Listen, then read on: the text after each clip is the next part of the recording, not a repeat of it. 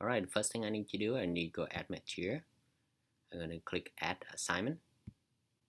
If you notice there's Google Drive assignments right here, then you already have the app installed.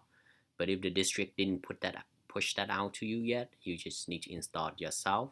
Just X out and just go to the top, find the symbol right here, click on that, App Center. You can install both the Google Drive Resource app and Google Drive Assignment app.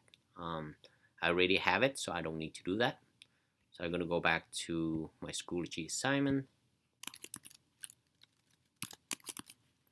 Right, Google Drive assignment, click on that. Okay, click connect. Find your Google account. Click allow.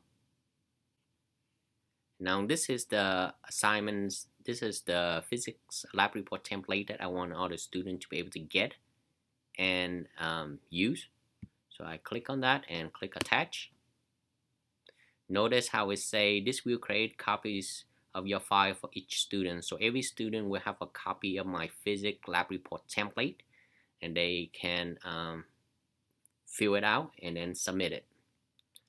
Let me finish this. Category, I'm going to just pick LT1 for now, and I'm going to use my rubric, my physics rubric. Alright, so this is what it's going to look like from your end. You click on it. You will see assignments that you have sent out to the students. These are my rubric that I will be using to grade the lab report. And if you click on in progress, you can actually see which student is currently working on the assignment right now. And